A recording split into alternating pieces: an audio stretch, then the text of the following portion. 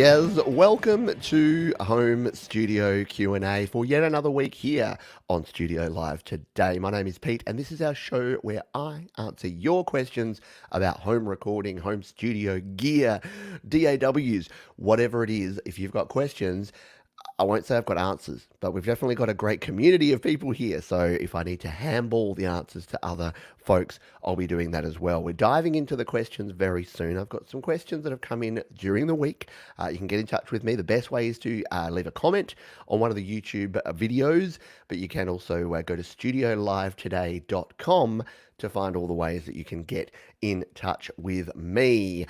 So, before we get started, I usually do a topic of the week, and this week I thought I would do a topic that is very relevant because I've just spent the last week at the YouTube Creator Retreat. Now, when I say I've spent the week there, given the current situation in the world, it was a virtual event. So it was a bunch of virtual conferences using Google Meet, of course, Google's new updated Hangouts, which is like their Zoom competitor.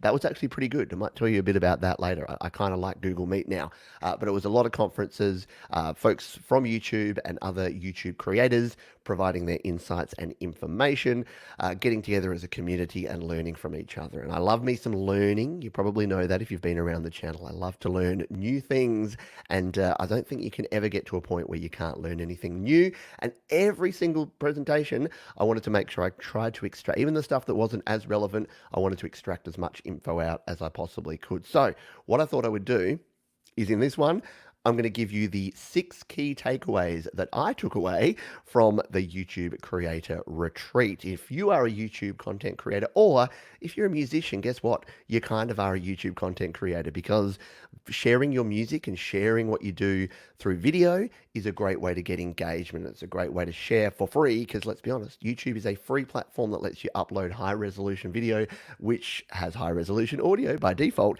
So it is a great sharing platform. So what are the 6 takeaways from the last week that I had? So number one, more of the practical side. And to be honest, a lot of this stuff was more of the mindset and the motivation as opposed to the practical. But from the practical side, number one was to experiment with things. And I like this because it's kind of the same with your music. Experiment with things with YouTube and with sharing things in general. So using different thumbnails, using different titles and descriptions and tags, and the way you share, the length of your video. Do you want it to be long and short? So if you're a musician, the way this translates is experiment with different things. You might be thinking, hey, I'm a musician. All I'm going to put out there is my song, maybe a lyric video, and that's about it.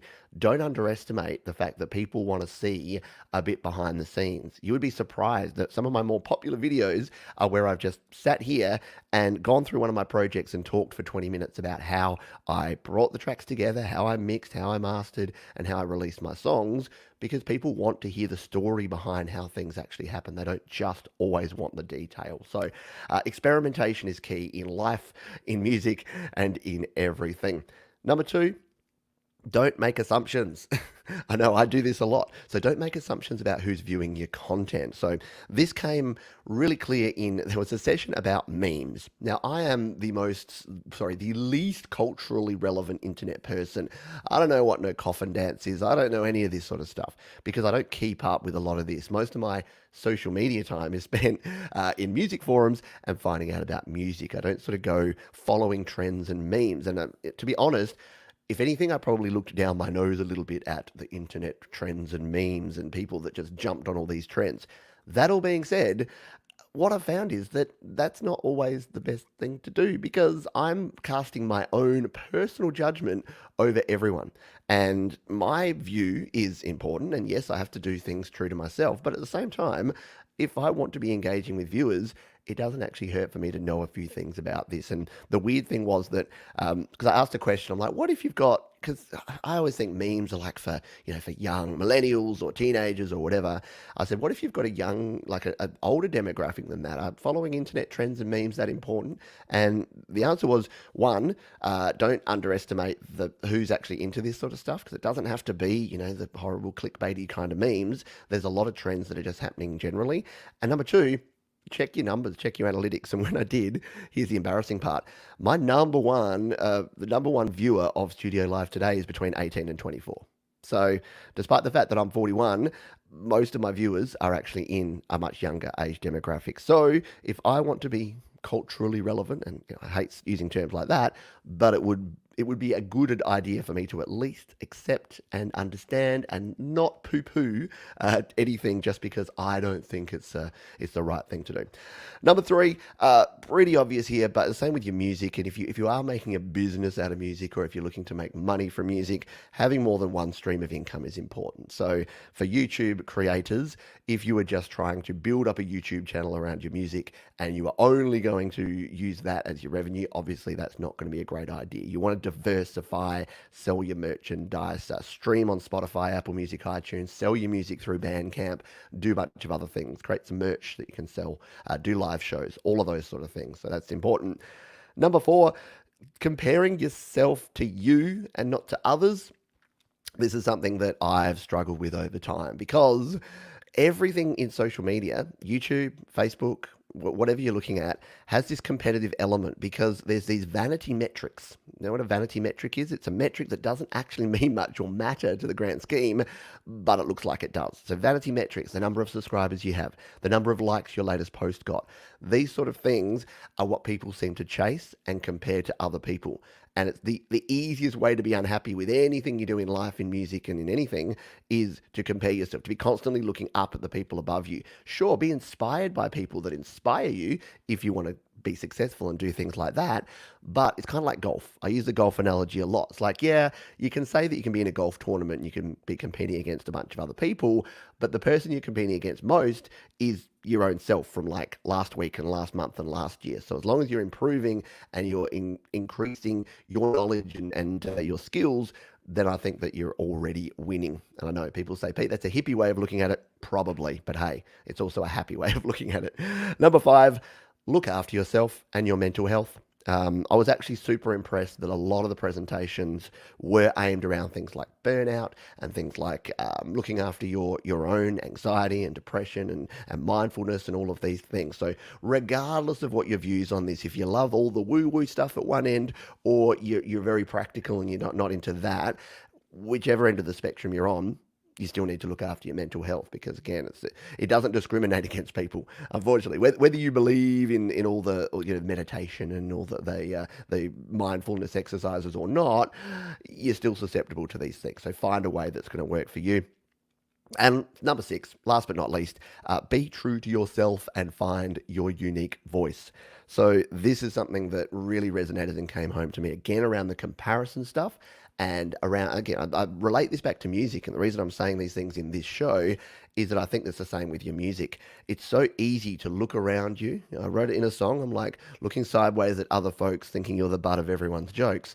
That's a really bad way to live your life because you're going to be in this constant cycle of comparison to other people. You're going to be doing things for other people and not for yourself. Now, I know you might be saying, Pete, that's contradicting what you said in the first couple about respecting the views of people that are going to be viewing or listening to your music or whatever.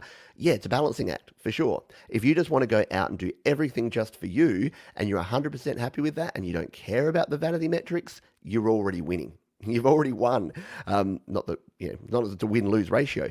But on the flip side, if you want to find that balance, then yeah, you might want to tap into what other people are actually doing and what other people are looking for. So there you go. I just thought I'd share that because it was such a good experience for me and I wanted to pay it forward and just give you the high-level overview that I think is relevant, whether you're creating videos, whether you are a YouTube creator, or whether you are just sharing your music or creating music. Hopefully you got one little nugget. And remember, it's not about taking all of those on board, but every time I hear someone talk like this or attend a session, it's about finding that one little nugget, one or two little bits of info that I can then take away, think about, and implement in what I do. That was much longer than I meant it to be. Let's dive into some questions from the last week. Once again, if you have any questions, please throw the word question. If you're here live on YouTube or Facebook, throw the word question in front and then your question. And that will mean when I'm scrolling back on up that I'm going to be able to actually see who is asking a question. We've got some folks here saying that they're not in the demographic. Don't worry. It's actually very flat. So the 18 to 24 is only just there, and then it's 25 to 36, and then it's 37 to 40. I can't even remember them. But I found it weird because I just made this absolute ballpark assumption that most people would be just like me. Most people would be male and most people would be like 30 to 50 in that ballpark. And it's just not the case. And you may be surprised with your music who actually likes and listens to your music. It may not be the people you think that it is. And yeah, it then does skew. There's 13 to, what is it, 13 to 17 year olds as well. And it goes right up to 70, 80, 90. Yeah, so it's eclectic. Again, it's about inclusion and diversity. There's so many different people. And yeah, it's about not just going, here's the one thing I'm going to do. Getting off track, aren't we? Let's jump in and look at some questions that we've had from during the week. So I did a video about a vocal thickening trick in GarageBand, which I thought was cool. Not the video, although hopefully you found it cool, but the trick.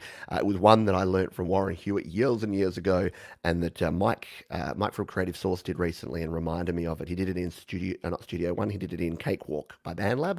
So if you're a PC user, check out Mike at Creative Source. I did this one in GarageBand. The question, however, not really about that. So a question from Martin. Hey, I bought an interface to use my microphone with my iPad, and the problem is I want my headphones to plug in directly to my iPad, but I don't hear them when my microphone is activated, and when I activate my headphones, it uses the microphone on my headphones and not my microphone. Do you have a solution? So this has come up a few times, and I thought I would mention it on this show to try and help folks out. So here, I'll bring a prop in. So here is my iPad Pro. This is the first generation iPad Pro. We'll just bring it up there. First gen iPad Pro. This one has a headphone jack. You might be thinking that's great because I can just plug in my audio interface, plug in my headphones here, and then I can use that to monitor. Here's the deal though. You can't do that because as soon as you plug an audio interface, that becomes the audio input and output of this device. So your headphone jack becomes null and void. You need to use the headphone jack on your actual interface. So all of your interfaces, I haven't come across one that doesn't have a headphone jack, but I do get this question a lot. And it's easy because if you've been plugging into the headphone jack, you've never used an interface before, or you're new to using interfaces, you might think, oh yeah, that's where my headphones go. But it doesn't. And worse than that, as this user has alluded to, what can actually happen is if you do plug in headphones that have, say, a microphone as well, so if you're using your earbuds that have a microphone, well, that's going to override your audio interface's input and output. So you can't use both. Basically, consider it this way. You almost need to tape over your headphone. As soon as you plug in a USB or a lightning-based audio input and output device, tape over your headphone jack, it is no longer relevant. Now, the only exception is if you're using a MIDI keyboard, because MIDI keyboards aren't actually audio input and output. They are data input and output. So they're sending MIDI data. So with those, you can still use your headphone jack because they're not creating a new audio input or output. So hopefully that helps you if you're having those sort of troubles. Just think about it in terms of this, that as soon as you plug in that USB or Lightning device, it overrides anything that you've got plugged in, including stuff in your headphone jack. Question here from Gino Guillermo says, I've always been an Android guy for years and have a Windows laptop, but looking to buy a cheap iPhone as a secondary iPhone. Would you say this is a convenient and easy wireless file transfer procedure than Android? Is the app optimized enough for seamless transfer from Windows to iPhone and vice versa? So this was in relation to a video I did about transferring over Wi-Fi using Documents. So if you're not familiar with Documents by Riddle or Riedel, I never know how to say that, then you can actually check that out. Just search Documents on the App Store, or in fact, search here on YouTube, search Pete Johns Documents. You'll find my video about this one, transferring over Wi-Fi using Documents. Is it seamless and easy? Yeah, totally. So the way that it works is it creates on your local network, it creates a network share on your local network, and then you can just transfer to and from your iPhones, your iPads, your Windows PCs, your Macs, your Android devices, anything with a web browser. That's the beautiful part of this. So I use this for all of my transfers. In fact, I use Audio Share, which has a very similar function. You just load up Audio Share, you jump into Wi-Fi Drive on Audio Share, and it creates that. You just go to the website on any browser. You can upload and download directly from your device. So it's super handy because what I do is when I'm doing things like this, where I'm doing a live show, I can download the video of this whole show, put it onto my phone. And the way I do that is to just turn on Audio Share, turn on Wi-Fi sharing, grab the MP4 file, drag it on across to the folder. It uploads within about probably 10 seconds for a 1 hour show, and then I take it with me and I can edit it, I can clip it out, put bits on Instagram, whatever I want to do with it, it can all be done. And thank you to Jade, who has thrown a link down below in the chat here. Documents by Readdle, Readdle, is what you want to look for. Righty dokie, one more question, then we'll jump in because I do see some questions from the folks here live. Question from One Direction Forever. Sorry, I didn't mean to laugh. One Direction, not my cup of tea, but that's okay. More power to you if you're into One Direction. I like New Kids on the Block, so I'm in no position to judge. One Direction Forever. I don't have the loop button you clicked on. It import, please help me. So yeah, this is a question I get a lot, and I'm not sure where it's coming from because I haven't ever seen a GarageBand that didn't have the loop function. So what we're talking about here is that when you're in GarageBand and you want to add an audio file, there is a loop button in the top right corner. So here's the thing, what maybe folks are doing is maybe if you're in the main screen, you can't go to anything. You can't go to a loop file. Let's just jump back over to here. So you can't go to there. But as soon as you're in, you've got to go into a track, and then you've got to get out to track view. Or in fact, you're already in track view here on the iPad Pro. But when you're in track view, your loop icon's up here in the top right corner, yeah? And that's where you can get to your files, you can get to your Apple loops, you can get to your music. Now, some people have said I don't have music. Well, if you've got no music on your device, the music tab won't show up. So don't worry about that. But you should definitely have access to your files. That's your iPhone, GarageBand file transfer folder. And your Apple loops should be there. So you can go ahead, add in your cool Apple loops, and you can be playing some cool sounds. What's that? I have no idea what I selected there. Oh, it's the back to school sax. Very cool. So yeah, hopefully that helps you out if you are looking to find the loop function. It's just in the top right. Now, if you're on a smaller iPhone, this may be where it gets confusing because some of your functions are like under a drop-down menu. You don't have enough real estate across the top of the screen. You've got to hit the little down arrow and it'll drop. So things like your track settings and your mixer icon, they're not just in the top left. You've got to go to the top right, pull down the menu, tap on that, and then boom, it pops it out on your left. So hopefully that helps you. Excuse me, just 1 second while I have a quick drink. And then we're going to come back here and I'll scroll to the top here because I did see a few questions. Got a question here from JOB. Says, can we see your home recording booth? What info on what it's made of? Any tips and thoughts on it? I would talk to Jade Starr. She's got the most epic recording booth. Mine is my walk-in closet over there. If I want a vocal booth, I just go in the closet. And Dan Mayer says, how about 76-year-olds? 100%. Like, that's the thing. There's folks on this channel. There's like folks that just run the gamut. There's people that are just getting into music for the first time. There's people that were heavily into music and are now retiring, and therefore they got more time for music. And there's people that are right there in the middle, the weekend warriors like me, that have got the juggling act of the family and the job and the mortgage and everything, but they still want to rock out and make some music on the weekends. So wherever you are and whatever your age, don't worry at all. We got you covered. I'm just looking for a few of these and we'll just jump in.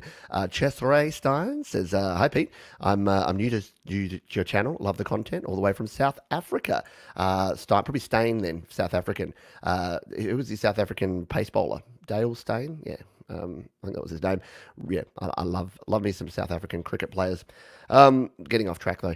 Let's jump in and check some other questions here. Sorry, I got that frog in my throat here from my karaoke from yesterday. Tom Rochelle says, do you know of any stereo condenser mics for field or live recording that are compatible with both iOS and Android? I found the Shure MV88 Plus video kit. Any others you know of? So in terms of the mobile condenser recording market, it's pretty light on because the problem is most of them were a little bit short-sighted and they put a lightning connector. So the ones that have come to mind are the Zoom. So Zoom make the IQ7 and IQ6, and then Shure make the MV88 series. I think, as you said, the MV88 Plus has a changeable adapter. I think that can be used with USB-C or micro USB.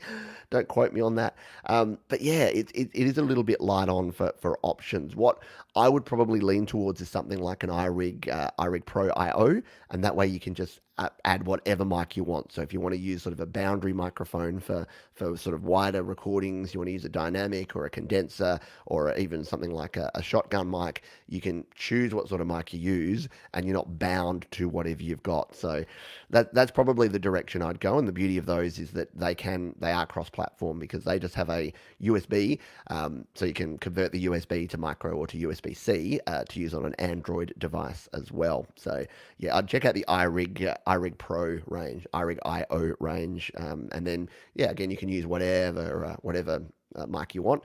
But I've got an MV88, but yeah, it's annoying because I can't use it with my new iPad Pro because it's Lightning, and there's no way to convert that Lightning easily back to a USB or USB-C. So good question though. If anyone else has got any ideas, let us know here. Question from Victor Pratt says, any idea why split at playhead won't work sometimes? Split at playhead won't work sometimes. So I haven't personally come across this a whole lot. I'm assuming you're talking here in GarageBand. So you want to split at the playhead, and you're going to tap again, you're going to tap split, and you're going to drag down. Is this what we're talking about? So splitting like that, and then you want to come to another spot, tap again, split, drag down, and then you've got control over these separate bits, and you can move them around. So sorry. So yeah, I mean, I haven't come across issues with splitting. Sometimes when you first start doing it, there's a few taps you have to do. So you do have to always tap it again, tap split, and then do your pull down on there. And sometimes it's fiddly. It's like proving to me that you're right there. And then you can actually just move your hair around. That's the other thing. I often forget that you can just grab this cut now. Now that you've got that there, you can grab it and just split to your heart's content as much as you want. I tend to go back and redo the splitting thing, but you can actually just grab the split handle and move it around. Look at this. I've created a monster here with this much splitting. But yeah, so yeah, maybe if that's not what you're asking, maybe clarify. But personally, I haven't had any issues with the splitting in GarageBand. Question here from Andrew Goldsby. Hope you're doing well, my friend. Is there a way to change the tempo of a project for a few bars? For example, step up from around 90 to 120. So no is the short answer. In GarageBand, at least, no. So other apps, so Jade will probably jump in here, but I think Auria Pro allows you to have multiple tempos. Pretty sure Cubase's 3 does. One of the limitations of GarageBand is it doesn't. Now, I've done a video on this before, so if you search Pete John's tempo change, I think you'll find my video on it, which is basically, it's a hack. You create 2 projects, and you basically just have to cut and paste one into the other. So when I've done songs where I've gone from like a slow section to a fast section back to a slow section, I've recorded the whole slow bit and then just recorded the fast bit separately in another project, exported it, brought it in, lined it up. It's clunky. I don't love it, but it's the only way to do it, unfortunately, in GarageBand right now. Question here from my buddy Asa. Question, has anyone tried using a silicon roll-up keyboard as a MIDI controller? They're not velocity sensitive, but they can be used to enter notes into applications. I actually nearly bought one of these, Asa. I was in a second-hand shop, and I wish I'd bought it just for fun. Yeah, it was a roll-up, like as in we're talking fabric kind of thing. You roll it up so you can take it with you. You roll it out, and then you just tap the notes, and it sends the MIDI data in. It was about $20, and I have no idea why I didn't buy it. It would have been fun to have around. I haven't personally used one, though, so I don't know. I can only imagine, like anything I've used like that before, it's been really hard. And again, I say because you don't have the tactile feel of the keyboard, but guess what? We've gotten used to touch screens, haven't we? And they have no tactile feel apart from sort of the haptic touch feedback that we get. So I don't know. But if anyone else has any ideas or has experienced or experimented with those sort of things, please let us know here in the comments. Question here from Superman. For live stream, do you prefer webcam or DSLR camera with capture card?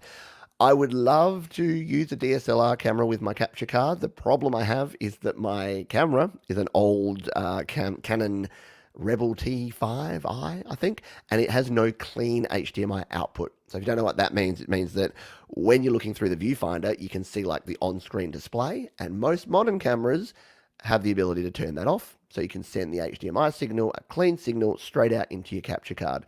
Mine doesn't have it, so until I update to a new DSLR or a mirrorless or something cool, which I may do sometime in the next year, then yeah, webcam it is. So, and for the sort of stuff I do, I mean, you can argue with this if you want. The quality, I think, is okay. I've got decent lighting here now, thanks to my buddy Clint and the soft boxes I have here. So I think with the Logitech C922, I think it comes through okay. But yeah, would love to experiment with more of that stuff in the future.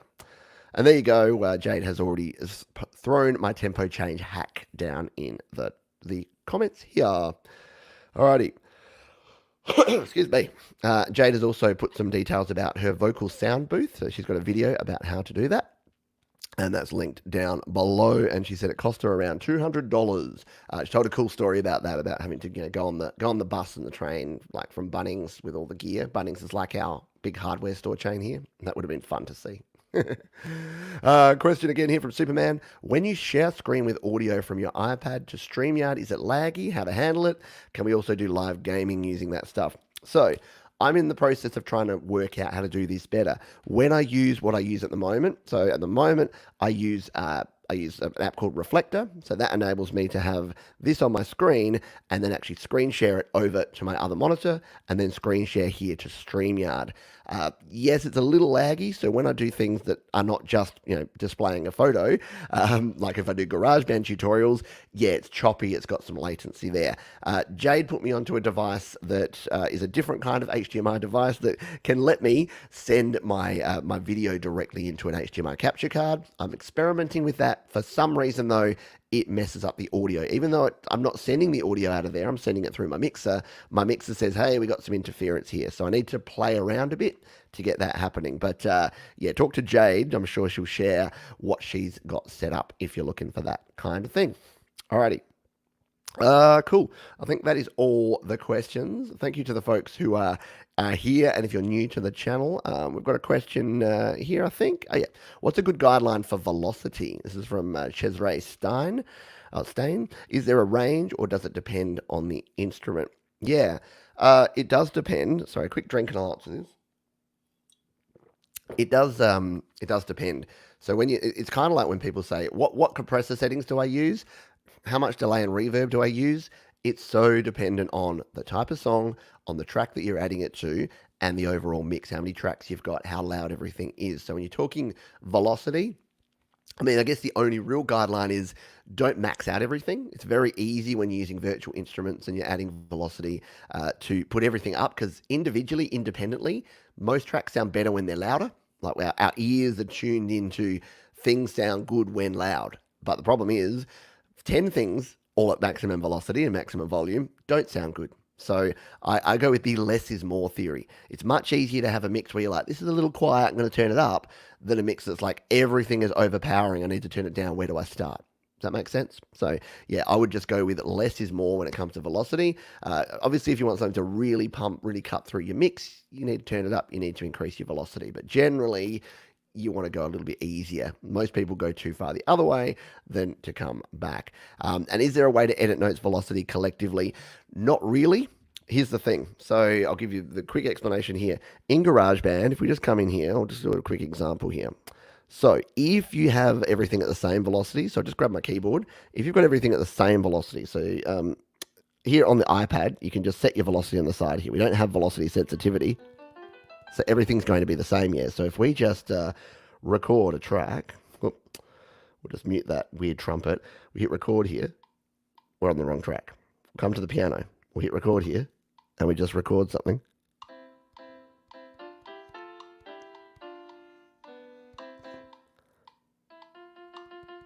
And you can notice there that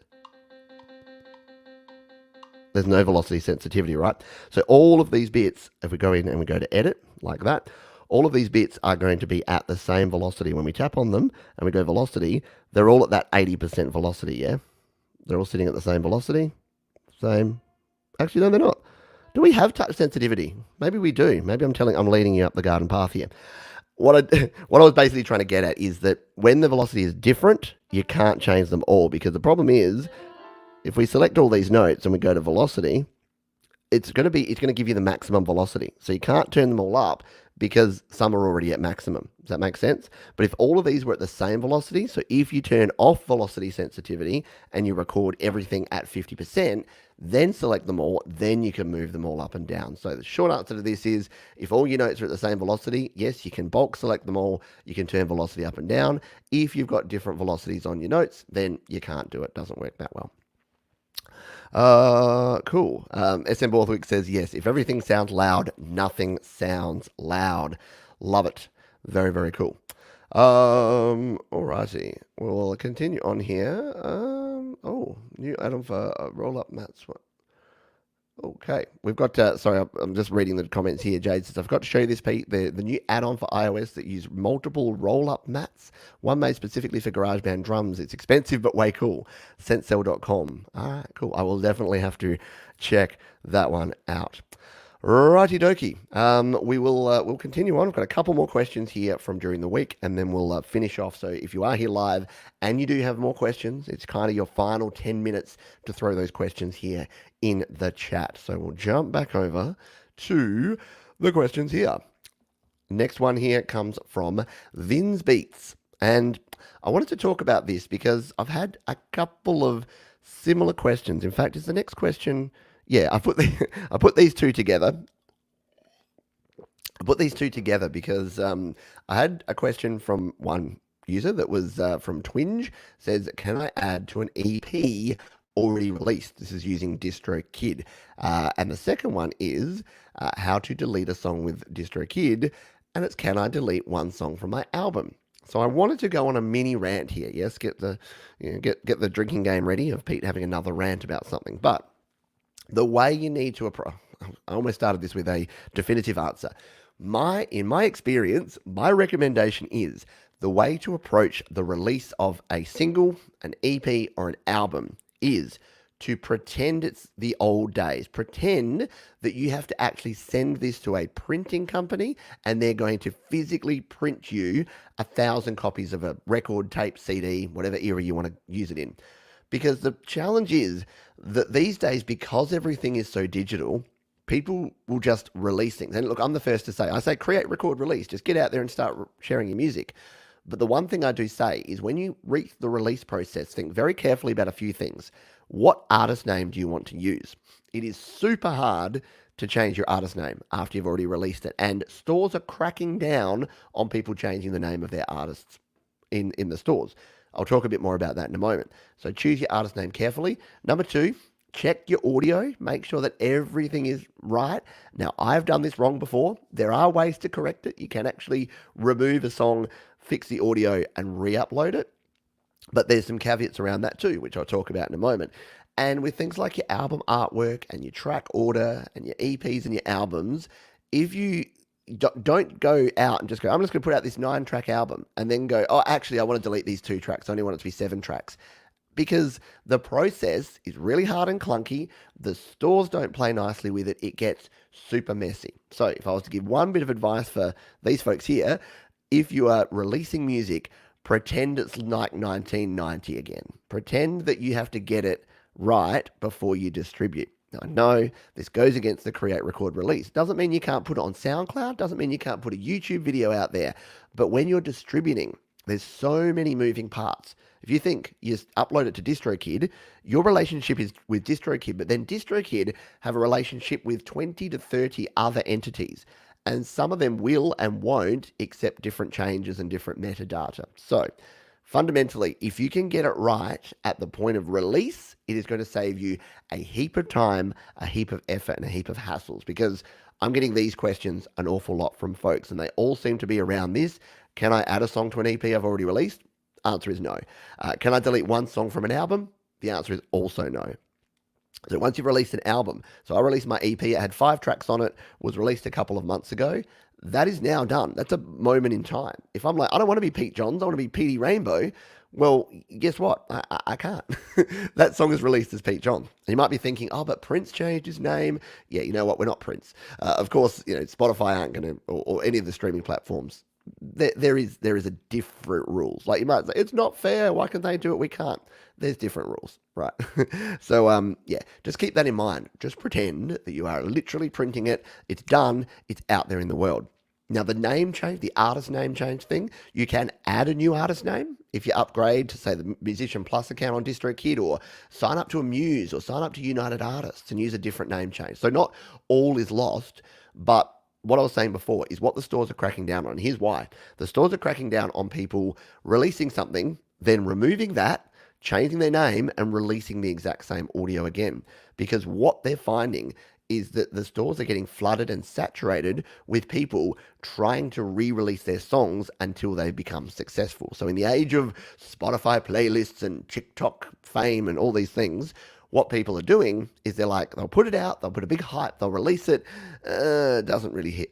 So what do? They take it down, they re-release it under a different name, exact same track. They hype it. Now I'm Biggie Smalls, not Smalley Biggs.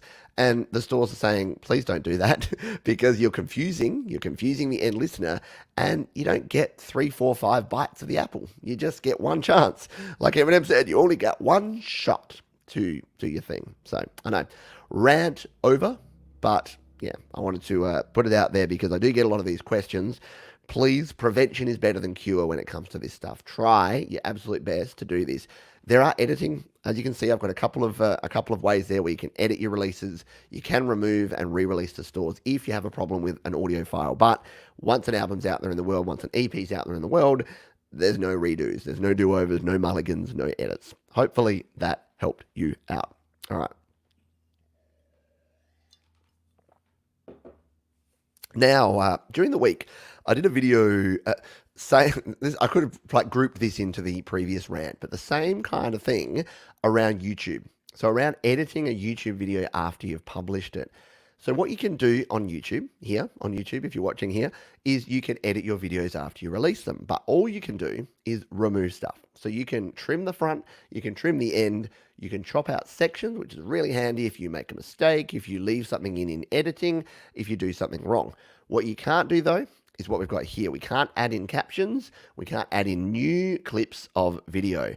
Why is that? Well, think about it. If you've watched this show, say you've watched this show, you put a comment saying, hey Pete, thanks for the show, great tips.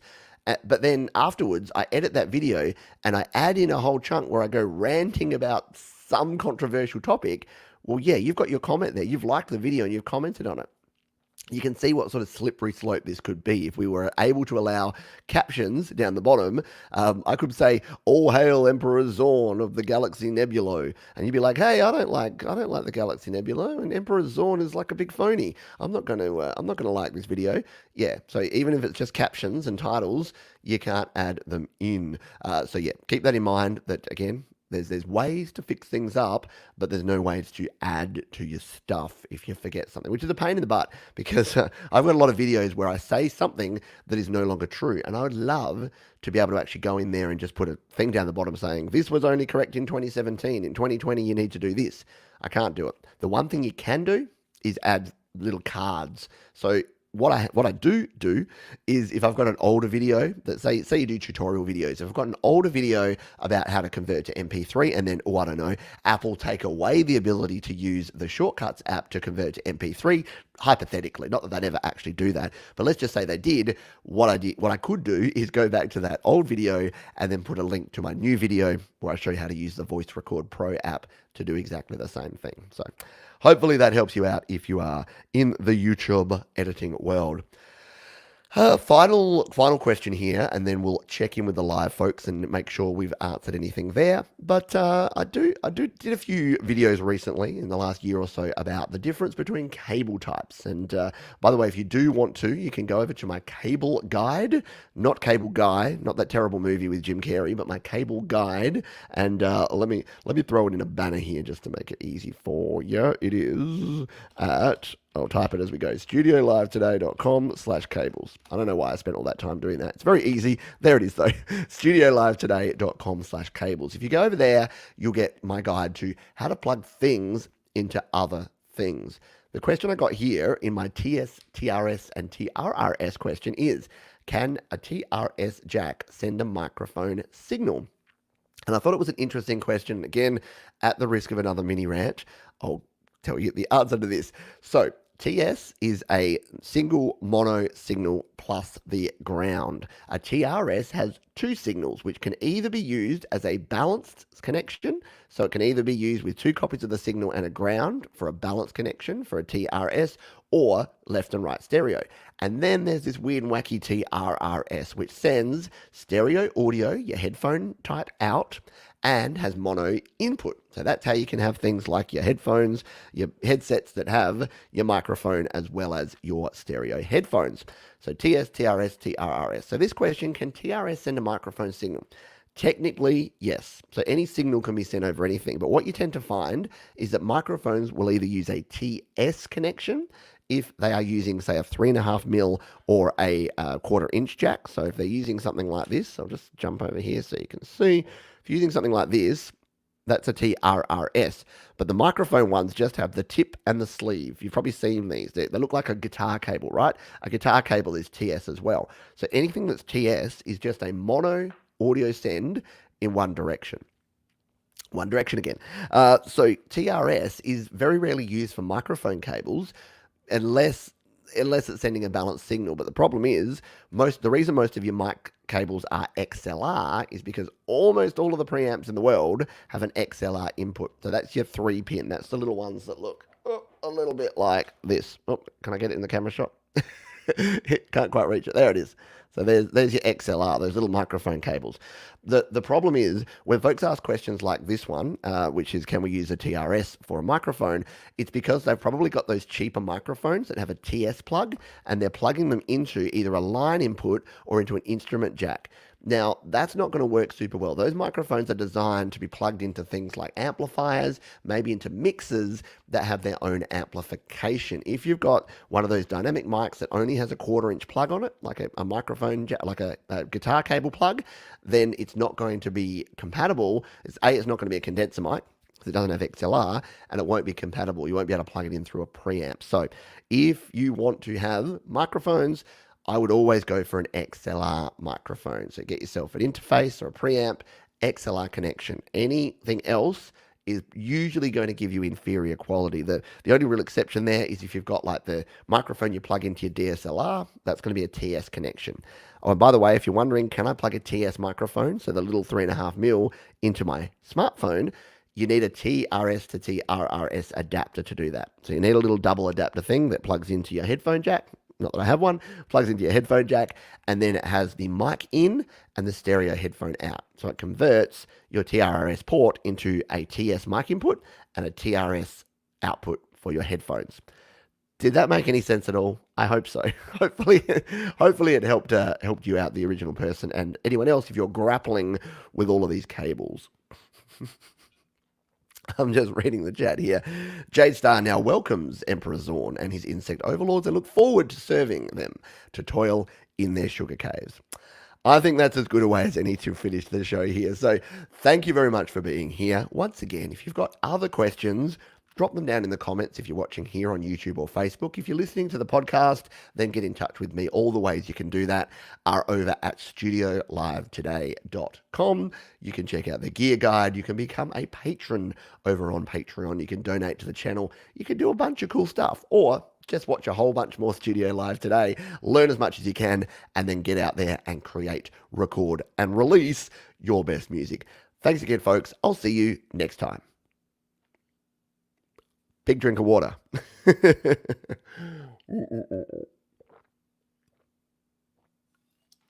Oi. Yeah.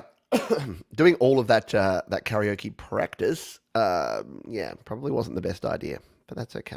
We're going to go with it. At least I know that all the technology works, because I did a couple of quick tests, and then we were having so much fun that my wife and I just sat here for probably an hour and a half, 2 hours, and we just sang a bunch of songs, which is going to make today's happy hour show a little bit interesting.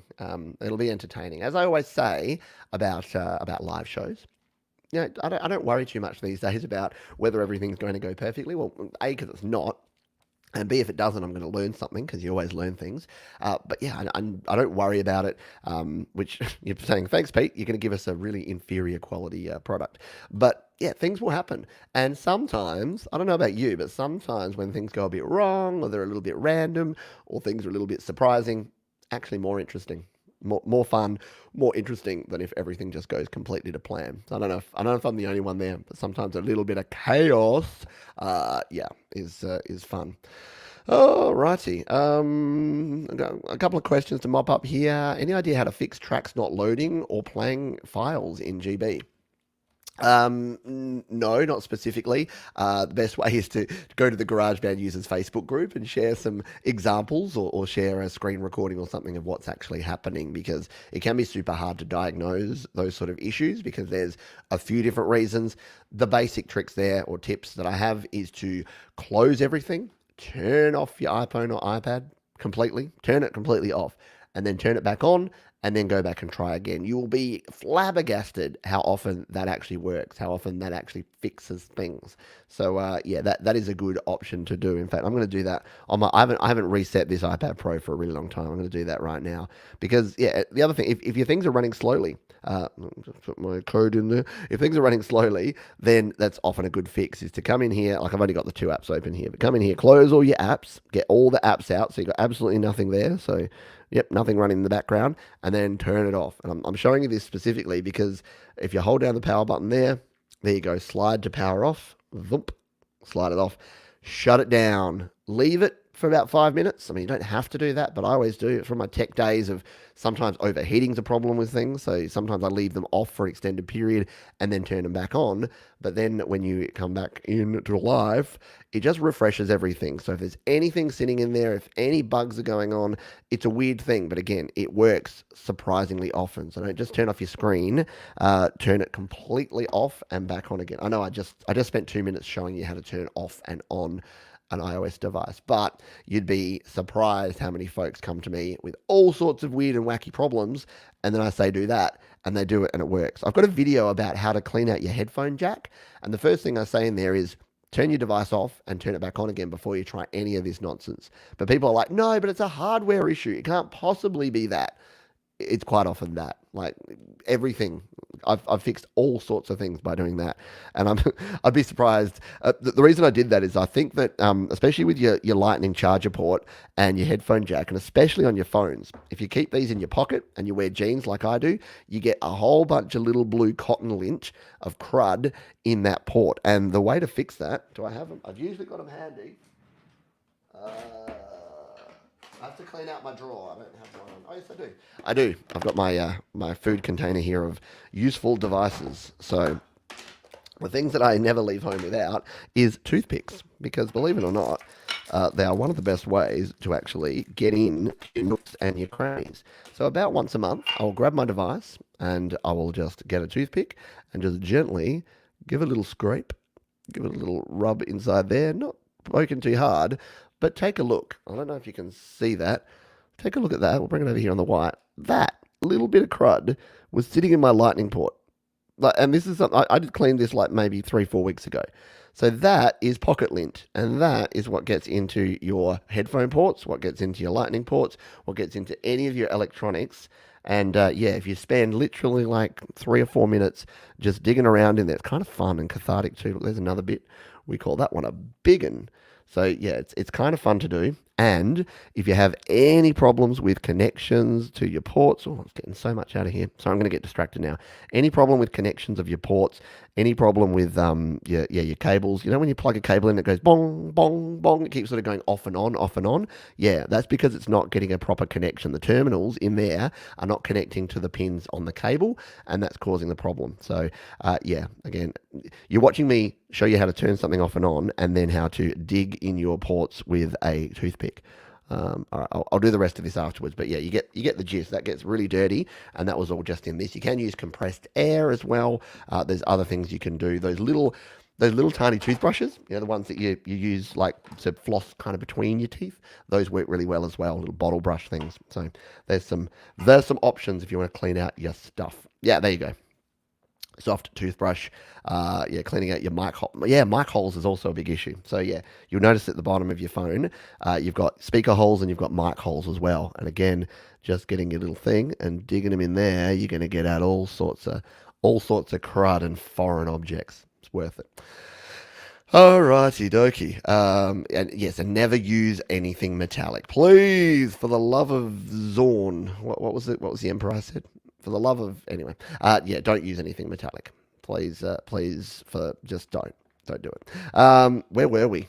I was just checking in with the folks. I think we've answered all of the questions that have come in on the show.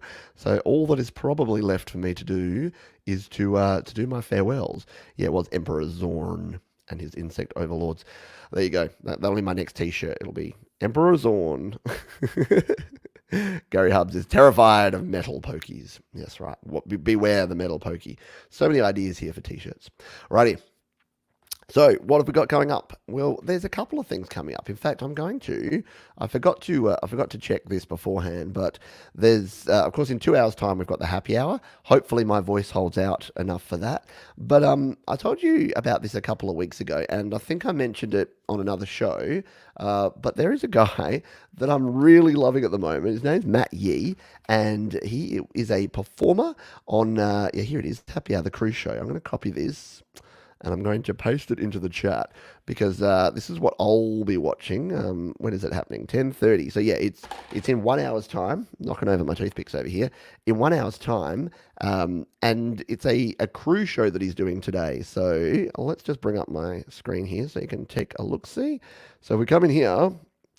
This one here looks like it's going to be a whole lot of fun. So we've got, yes, Matt Yee, who is a piano player, entertainer, Steve Cart, and Jim David. So we've got juggling, comedy, and singing, dancing, all happy good times. So yeah, I'll be dropping in there to have a look at that show. So if you need something to fill the void between now and the happy hour, jump on over to that one. I've thrown a link there and I'll pop it in the description and down in the chat, in the comments of this one as well. But Matt Yee, Matt Yee, yeah, support, because these are folks that usually work on cruise ships. So they're in the entertainment industry. A lot of folks in the entertainment industry are doing it tough. So yeah, if we can support folks that basically can't make any coin right now because no one's floating on cruise ships right now, then I think that's a good thing to do.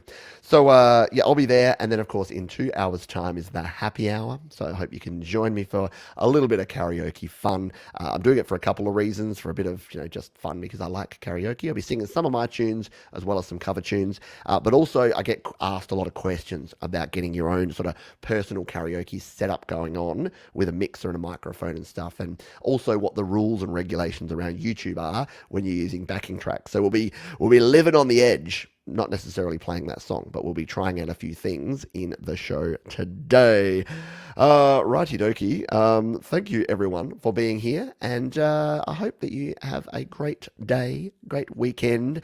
I'll see you on the happy hour if you can join me there. We then got GarageBand Weekly tomorrow, round about this time, a little bit earlier. And yeah, head over to studiolivetoday.com to check out the gear guide, all of the links to where you can follow me online, and all the upcoming and previous videos over there. Thanks, folks. I will see you on the next one. Cheers.